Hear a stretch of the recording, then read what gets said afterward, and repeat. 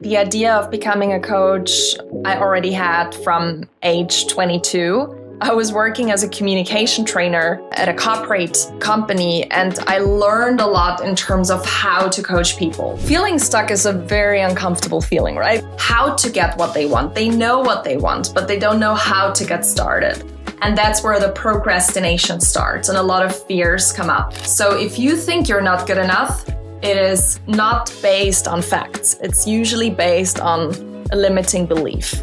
What you really have to do is to step out of your comfort zone. Look for people that are outside of your circle, because if you stay within your circle, it's not the kind of community you need. Your personal branding doesn't have to be perfect. Get inspiration from people in real life, like go to events, speak to people in person, take your notes, and grow like this.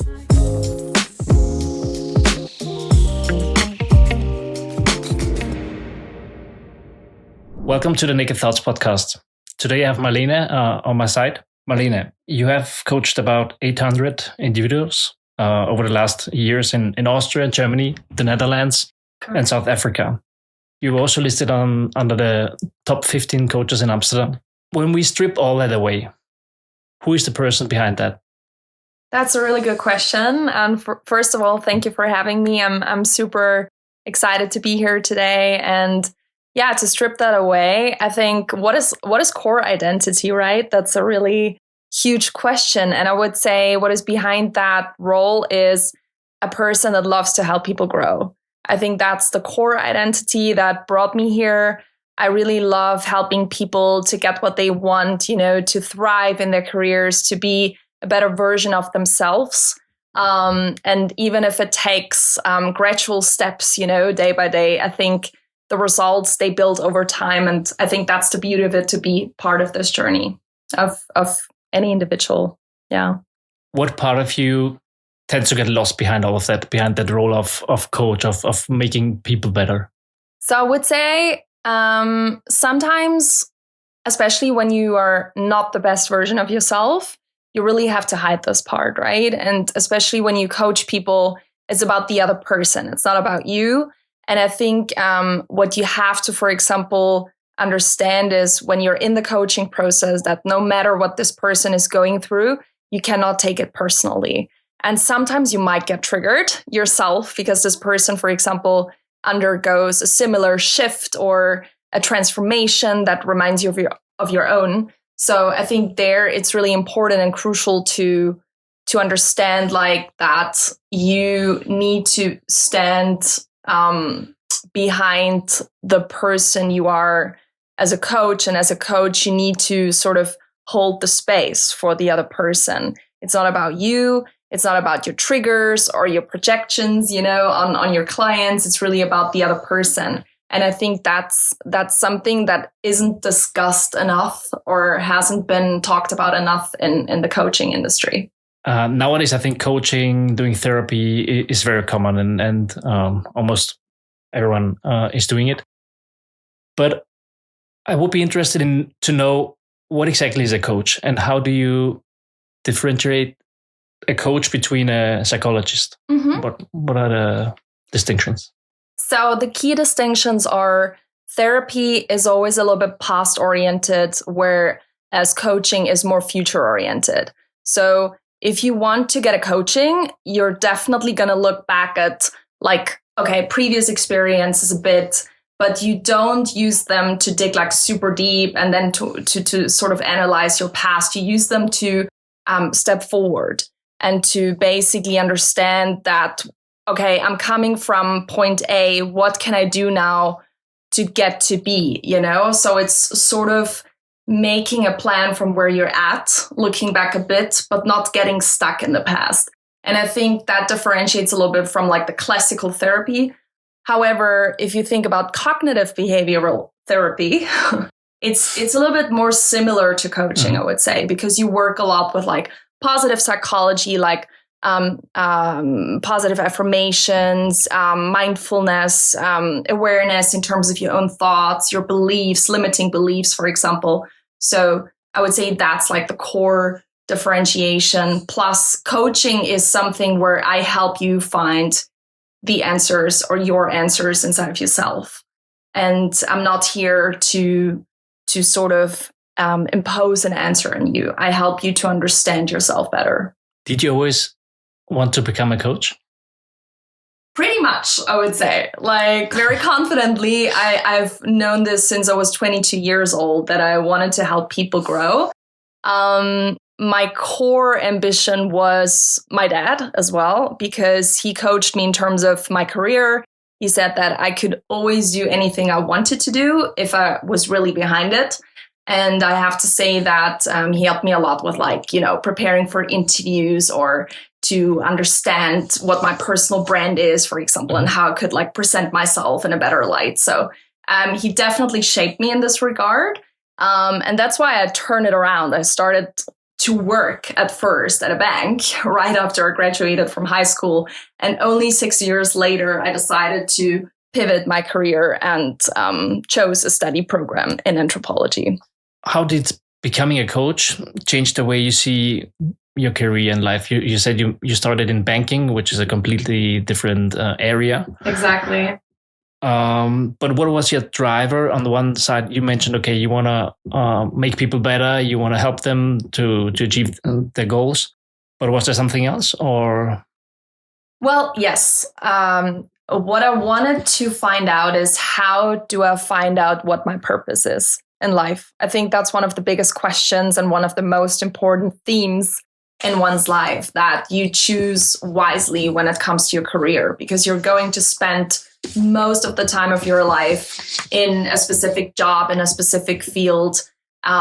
So the two most important questions are, who am I going to spend my time with, and what am I going to do with my time? So it's like the second biggest question, right? And my core ambition was to help people find their calling, because I didn't know what my calling was. Like, we all go to uni, we all go to school, try to fit into a society that has certain expectations on us. But who are we behind these expectations? So my ambition was to help people find that out. And I think while I help people find that out, I also found my own sort of purpose in life automatically. Yeah. So there wasn't a point in time where I said, okay, this is my purpose. I will be a coach. It was more like the process. Yeah, it was the process of like me being stuck in a career in the finance sector where I just couldn't see a future for myself. And I always loved our trainings and our personal development coachings at the bank. So it was like, I actually want to do this as well. I love to give people the tools to be more persuasive and more confident, when it comes to their own personality and their own ideas and dreams. And because I got this during my training at the bank, and because I know how valuable it is, I wanted to give that to people as well, just in a different context, just in terms of their dream career. On the one hand, you do like career coaching, and on the other hand, you do like a more holistic approach of coaching. From your point of view, what are the major issues people face who want to do a coaching? And what would you say are the top three problems people are facing? Yeah, that's a really good question. So most of the people struggle with change. Most of the people who seek a coaching or a coach are transitioning from A to B, right? They want a different career. They want to feel better in themselves. And I think it's overall, the goal overall is to improve their holistic well-being. And that only improves if I live a life in line with my core values. Let's be honest. Like if I'm feeling stuck, I'm obviously not aligned anymore with what I have lived up to that point. So I think that's like one of the key areas where I get in and help people to get unstuck and come from like this point of life to another point in life. You mentioned already a few times feeling stuck. What does it really mean?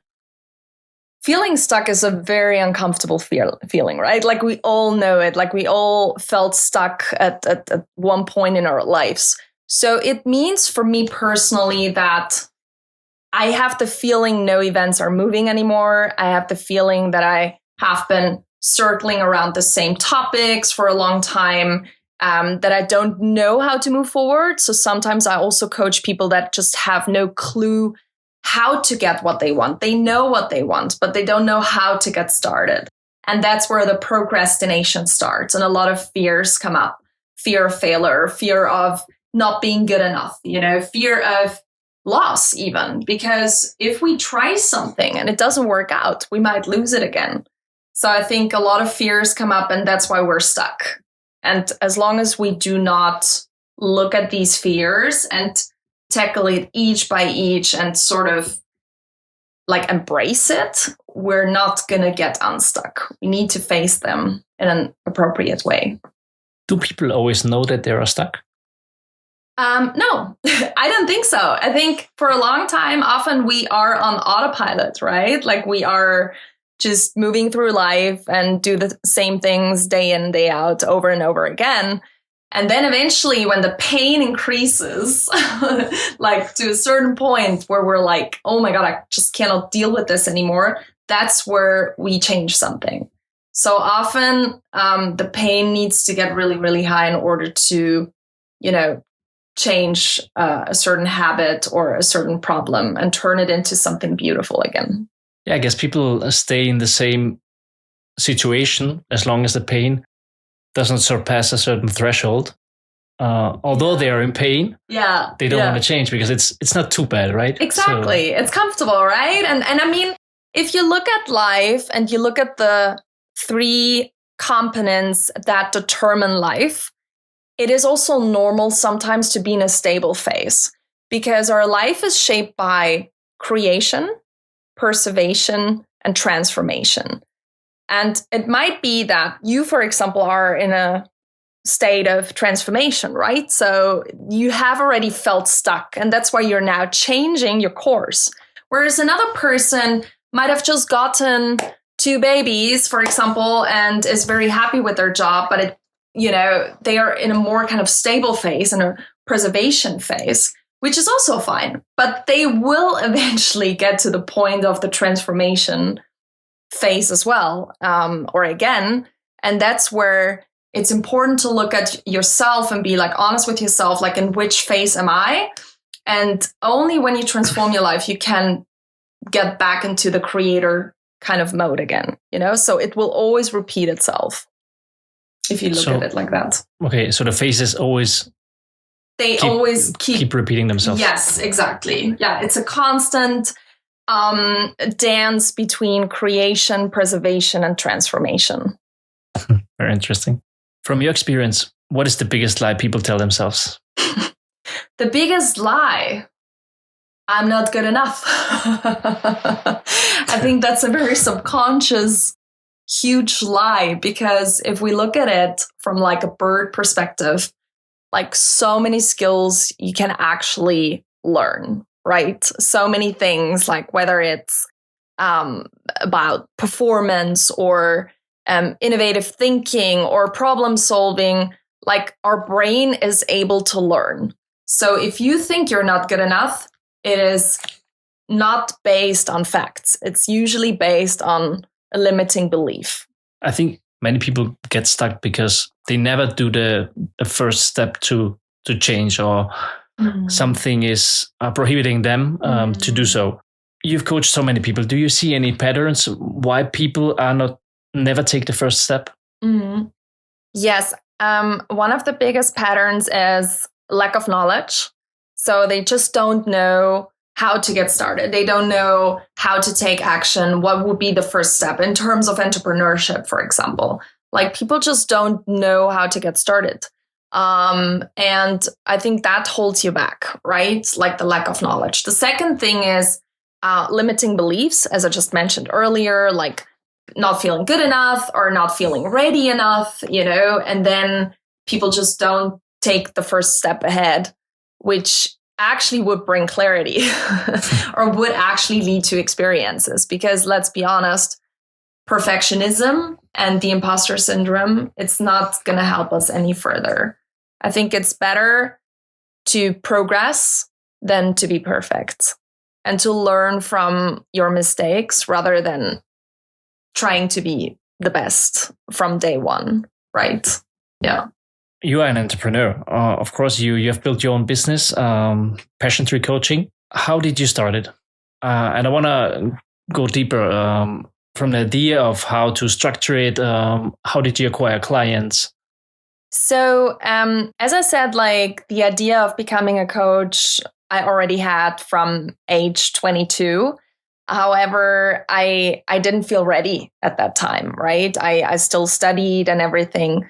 So the first moment when I realized that I wanted to start a business was when I actually was employed as a coach. I was working as a communication trainer at a corporate company, and I learned a lot in terms of how to coach people. So how to do the operations, right? And I was trained by a team of 5 psychologists and trainers.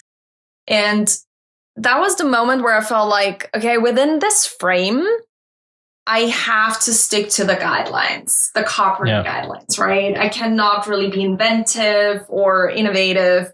I cannot coach people in specific fields. I have to sort of, like I felt a little bit stuck, and I think that's exactly what we were talking about earlier. Like as soon as you feel like, okay, I've grown enough in the setting, I need something new.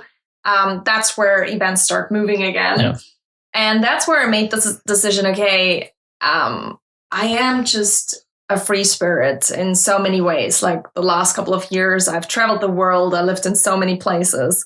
And I said, oh my God, I just want to do what I love while I'm locationally independent, while I can experience cultures and meet new people and choose my home in this world, like also my physical home. So I didn't want to give up my profession while doing something fulfilling for myself. Yeah. And that was the point where I decided, okay, I need to get self-employed. I need to become free. And how did you do that? Become self-employed? Yeah. I guess you mentioned you lived in so many countries. It's different from place to place. Yeah, that's very true. So obviously, I always recommend choosing a home base, choosing in the beginning, especially a place where you can sort of set up your business. What I did in the first year was that I was working part-time. And that is something I recommend people as well. Like choose a job that sort of helps you to step into the industry, right? So what I did, I was working as a career consultant. I knew I wanted to become a career coach. So I helped, medical facilities find the right medical stuff. So I help people, candidates especially, fine tune their profiles and prepare for the interview processes and everything. So I already had a function as a motivator a bit and coach a bit. And besides that, I took part in a coach community. Back then in Berlin, it was called Trau dich, and it was like a group of coaches that got together every other day, every other weekend to help each other understand techniques in terms of coaching or the coaching industry. So we learned a lot from each other. We actually taught each other a lot of different tools. We coached each other. We were each other's first kind of clients, and I think that was really like the first foundation I set for myself in order to get self-employed in the future, and also to gain confidence as a coach. Because let's be honest, in the beginning, you don't identify as a coach. Like, you want to get there, but that feels unreal, to say, oh my God, I'm a career coach and I help you find your calling. You sound like a you feel like you sound like an imposter because maybe you still are.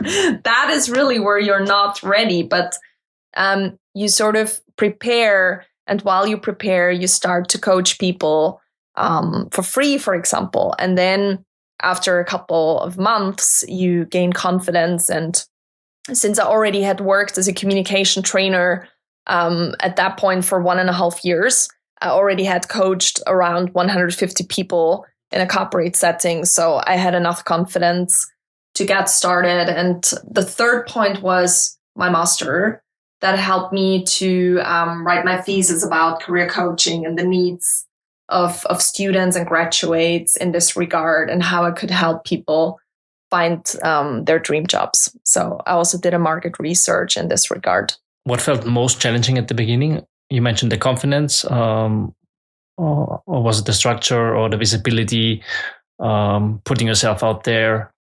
Yeah, it's a mix of things. I would say what I saw in myself, but also what I see in my coachees when they're about to start a business is the lack of confidence, because it's not your identity yet. And you just don't know how you can put yourself out there, in terms of visibility and positioning in the market, etc., etc. So that was definitely a struggle.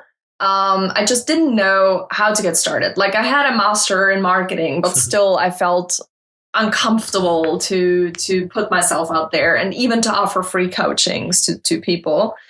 That was one thing. The second thing was the financials. In all honesty, I wasn't like the one that had endless money. It was also COVID, so it was like 5 years ago, or more than 5 years ago, when I started my business. So it felt like there was a lot of uncertainty and insecurity in terms of, what if it doesn't work out? What if I'm just in debt, like after a year still? I would say these two. And obviously not knowing entrepreneurs.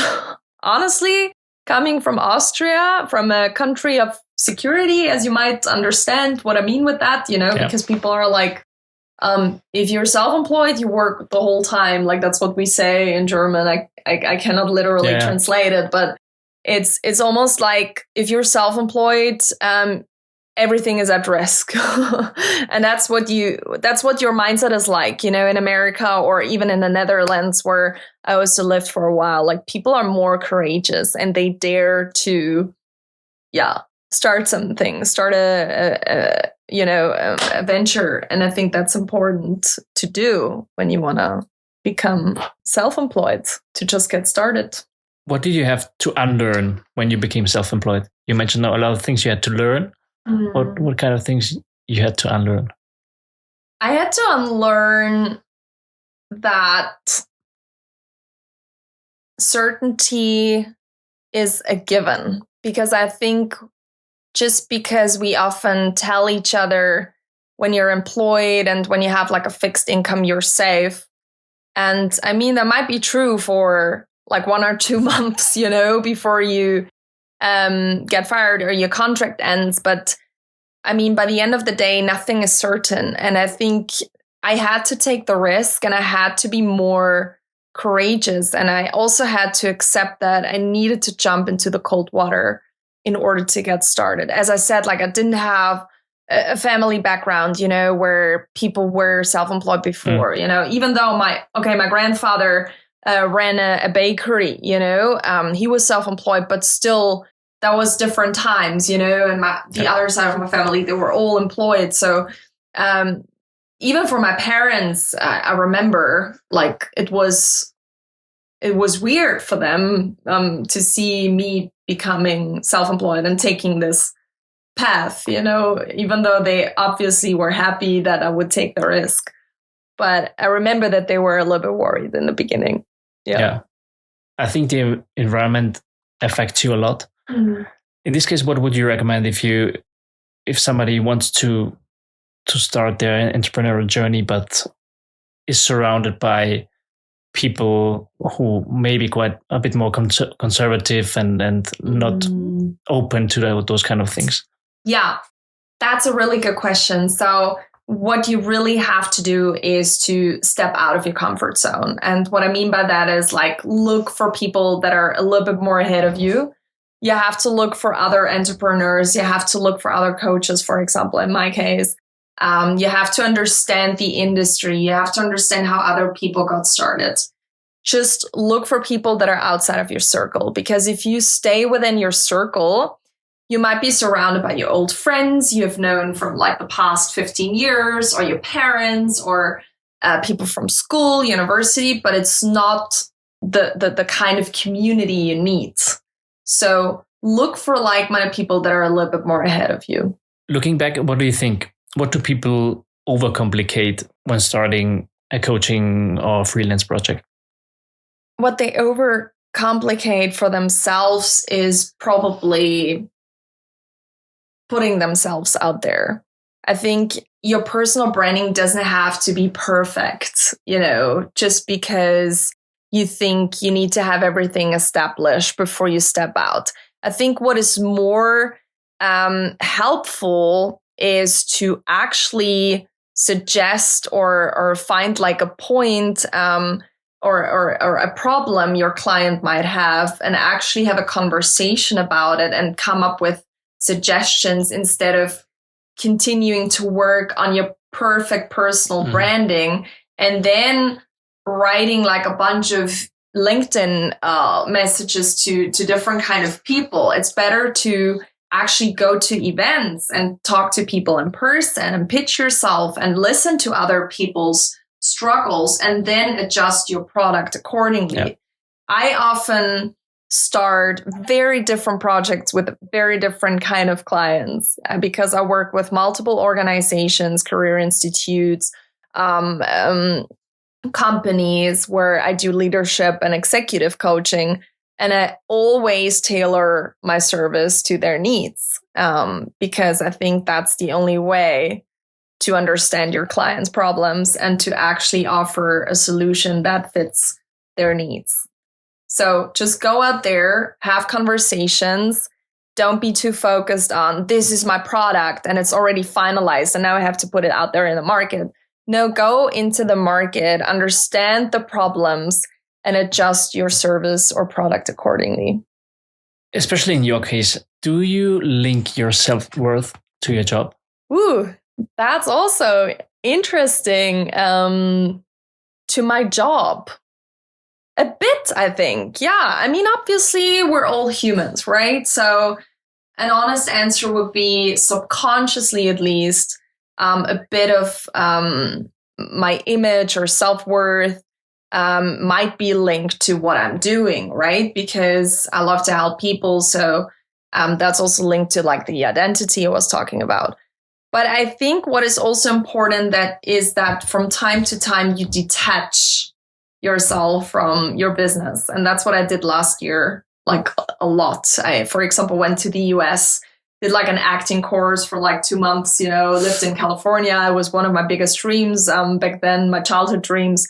And it was nice to do something else. It was nice to also sort of pick up an old hobby from my 20s and my teenage years and just live something very creative. And actually, funnily, it led to the outcome that I became a better coach again after I came back to Europe. When you started coaching, struggled with the external validation, or is it something that you're afraid of, or on the other end, are you looking for validation, or do you want to prove yourself? In the beginning, you meant?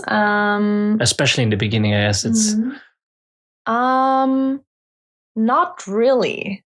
I have to be honest with you here. For me, it wasn't about like, oh my God, I need to become like the best coach ever. And there is so much competition out there. Like if I would have let myself being influenced by the fact that there is so many other coaches out there, I think I would have already given up.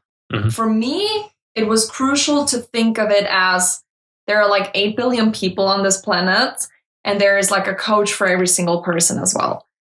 Just because you know a coach and you say to me, oh my God, I love this person, Marlene, go to this coach because he has helped me thrive, in my career, doesn't mean that it's the right match for me.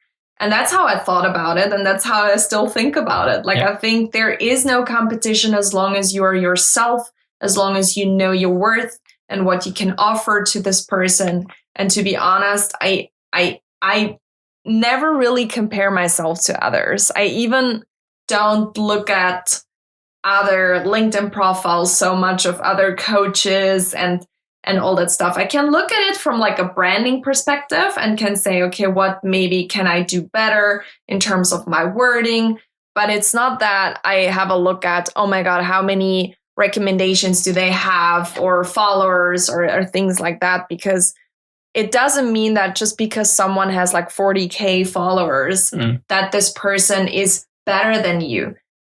Because this person will probably offer a specific strategy that responds, to people that kind of resonate with this. Yeah. But maybe I do something that is a little bit more niche in a smaller kind of context, and it's still something very meaningful, So like quantity doesn't always mean quality. And just because a person is very visible doesn't mean that they are more successful than you are, because success is something that you determine, and that's something what you have to know for yourself what that means. Yeah, I think you mentioned something really powerful, like the comparison, and especially people with lower self-esteem. In this case, they see other people out there with successful people. They might not even start because why? Yeah. What would you advise them?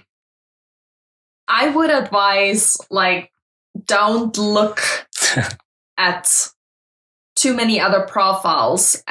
Go out there and speak to coaches in real and ask them for their advice and get coached yourself, for example, so that you can take away some strategies, some tools, or some techniques they use. Because as we also know that social media, for example, has a big impact on us, right? Or especially on our teenagers nowadays who grew up with this. Comparison is the thief of joy. Like, if we compare ourselves to like people that constantly invest into their personal branding, into good pictures, good pitches, captions, etc., I mean, that's only a momentum of a person. That's not the whole person. And especially when you see, for example, you might also listen to other podcasts. Yeah. It doesn't mean that, everyone wants to listen to a specific podcast format just because this podcast is like doing very well. It could also be that I, for example, prefer another format. Yeah. So it's really important to, sort of take a step back, not compare yourself too much to online profiles, and get inspiration from people in real life. Like, go to events, speak to people in person, take your notes, and grow like this, grow also organically. That's what I mean. Growing organically means, going out there, talking to people. Yeah. But I think it's still, how do you get them clients? Is it more like I have to do the effort, or how do you do that? Or did you achieve clients? Yeah. So should I reveal this technique or not? I'm not sure. No, I'm just joking. Of course. So for me, it was very clear that I wanted a reoccurring income. For me, it was clear I didn't want to chase individuals. I'm just not a salesperson. It's nothing I really enjoy. It's also something where I can get better at it. I'm very honest, because I haven't invested a lot into like a specific sort of sales strategy. But what I do and what has worked for me very well was networking. That's a good strategy, like always introducing yourself with the aim to sort of provide value to another person. So wherever I go, I introduce myself as a holistic career coach with focus on communication training and leadership coaching. And I don't do this because I want to sell something. I do this because I know that people are curious. And I also want to know what you are doing. I also want to understand how you got from A to B. And I think that's where the conversation opens. And just because this person might not be your client doesn't mean that they couldn't be a door opener and lead you to another client, right? So always be confident in who you are, what you do, what you love to offer. That's one thing. And the second thing is I found clients also through LinkedIn, in all honesty, either through job advertisements where I would apply, even though I knew that I didn't want that job on the whole. I always knew like, okay, 50% of the tasks here I would love to do, and the other 50% I don't want to do. And in 2 cases, it worked very well because I got invited. And I actually turned them into a client. So, and it was a B2B client, and it was also in the tech industry. So I think that's a really good strategy. It worked for me. Again, I don't know if it works for anyone else, but that's something you can try. And the third strategy would be knowing your network, and then also writing relevant people on LinkedIn or through other channels, and like getting engaged with them, you know. So for example, I have now worked as a coach in the tech industry for the past 5 years. Now I also know obviously a lot of people, so I can go on LinkedIn and I can also text other, you know, companies in the tech industry, or I can also text other career institutes in the tech industry, and I can say what I do, and I can also say, hey, what are your current challenges? You know, what do you currently focus on when it comes to offering career coachings for your graduates or candidates? And that's, I think, where you start the conversation. Yeah, that is more strategic. And putting yourself out there, especially on LinkedIn and etc. What is your strategy there? Write to people, but also post things. Mm-hmm. Is there something you would say, okay, a certain strategy you have to do, like post every second day, or anything you could recommend in this way? Or yes, I can recommend posting at least once a week. I think once a week doesn't seem desperate, but it seems to be active. And that's a good balance, right? I also know a lot of people that post on a daily basis, but you can feel, or you can sense that they are a little bit like desperate, and they even throw in like, you know, posts like, oh my God, I offer you this or that coaching for free or just for 70 euros, you know? So it's like, it makes you look a little bit cheap and too affordable.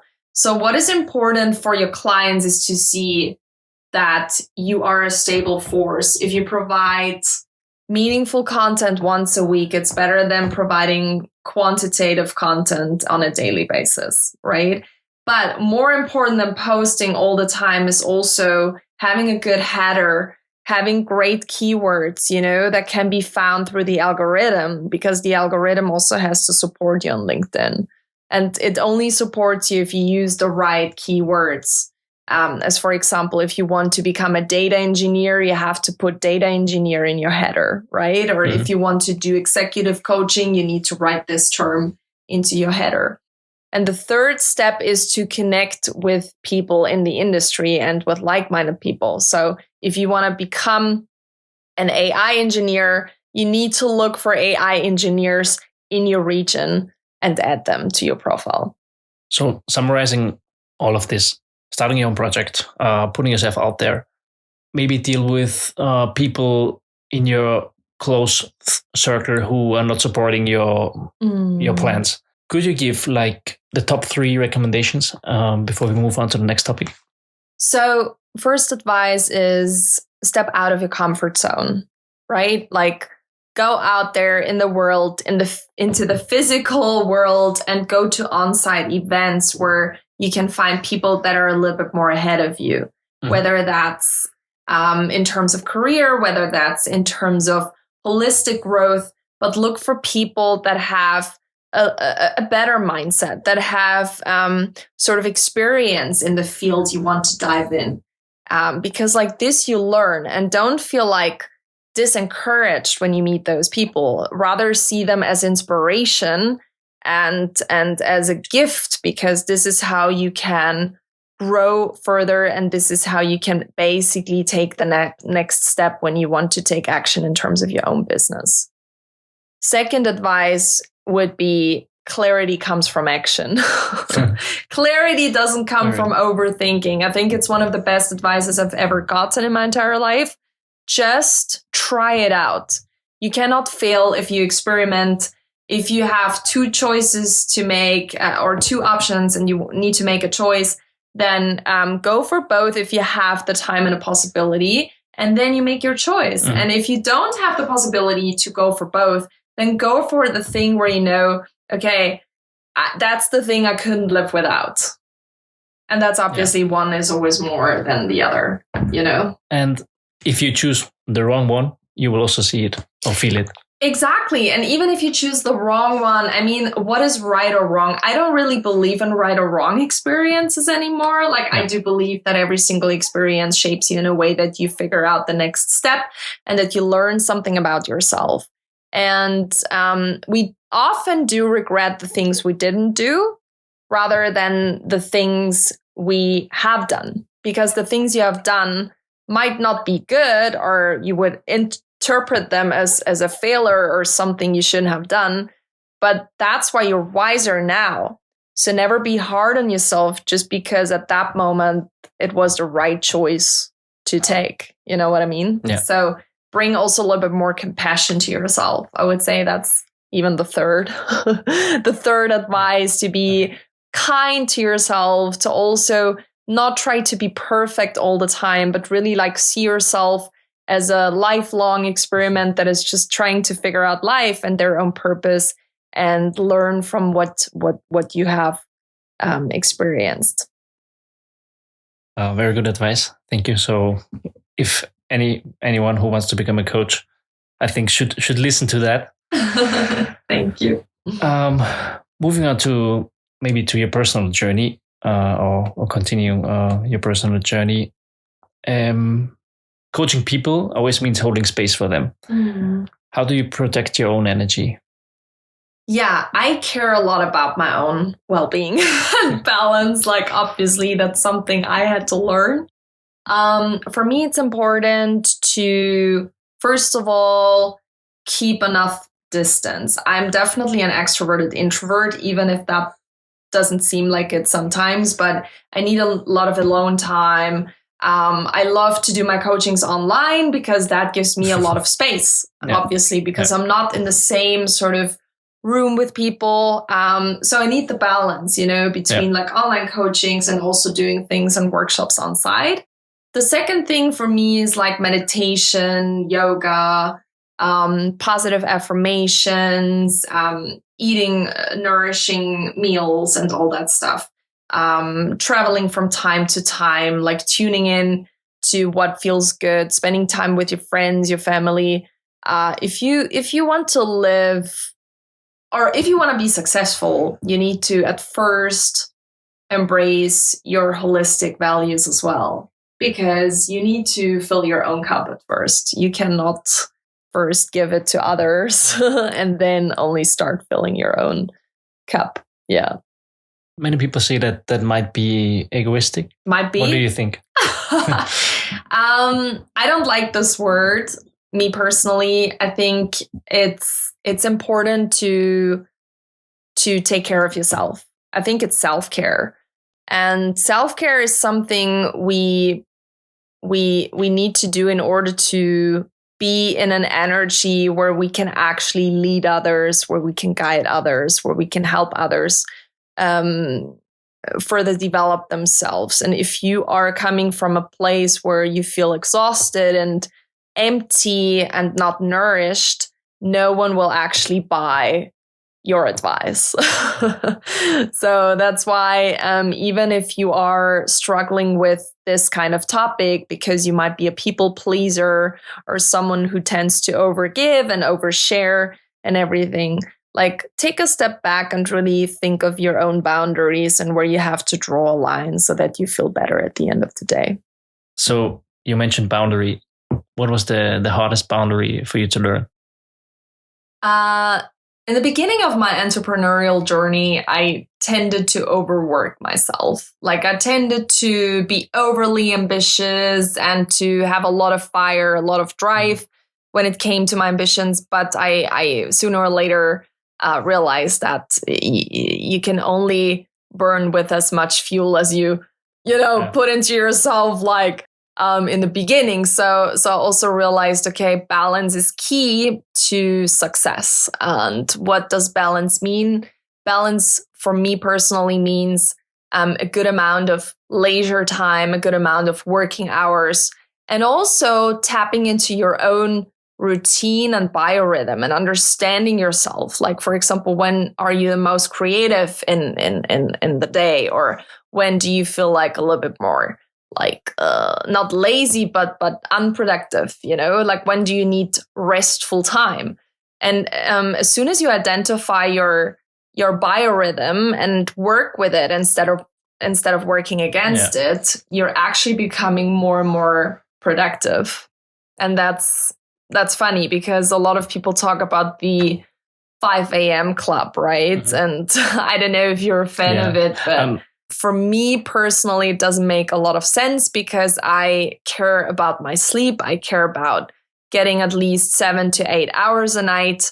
And I often would work in the evening rather than in the morning because after I get up in the morning, the first thing I want to do is moving, being active, doing sports. For me, it's very unnatural, for example, to sit again after being in like a horizontal position for like 8 hours. So that's why my advice is to actually get your body moving if you can, if you have the possibility to do so, even if it's just for like 20 minutes to half an hour, and then only get started with whatever project you're working on.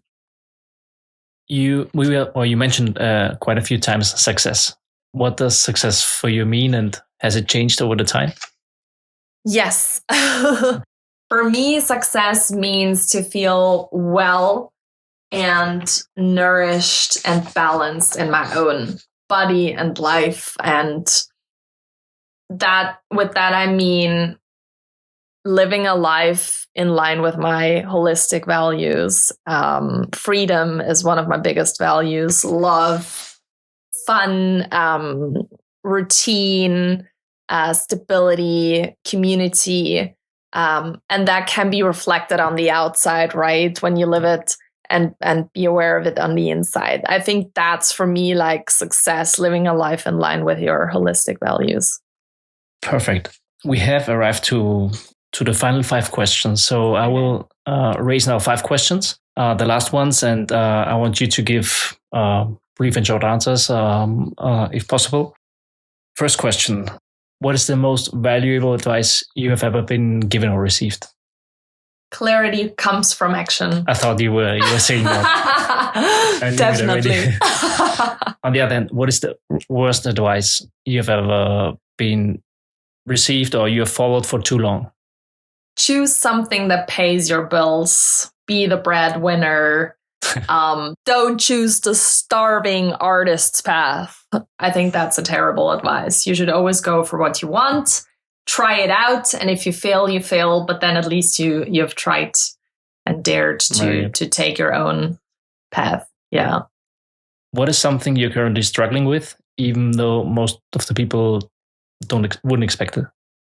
I'm currently in a transition myself. Like I'm transitioning from being a classical career coach to working more holistic and also to do more leadership and executive coaching because that's something where I see my strength in. I love to break down destructive team dynamics and I love to help teams, become more productive and mindful. And that's something I'm currently working on. And I think I'm on the right track. As long as I am paying attention to it. Number 4, what advice would you give to someone who wants to start their own project, a career change, freelance journey, but feels paralyzed by it? I get it. Speak about it. Look for a coach that has undergone a similar thing or a friend or, look for someone that has already been at that point and that has already shifted to another one, because these people who have experienced similar things can actually help you the most in life. It's very simple by the end of the day. Yeah. It's about communication and accepting help, actually, not being stubborn in terms of I have to do everything myself. Thank you, Marlene. Thank you. Thank you, Jacob. It was amazing. Thank you for everyone for listening and for watching. If anyone is interested in doing a coaching, I highly recommend Marlene. I'll leave the contact details below so you can contact her directly. And thank you so much for your time, for coming to the podcast. And thank you so much. Thank you so much. It was a pleasure. Have a nice evening.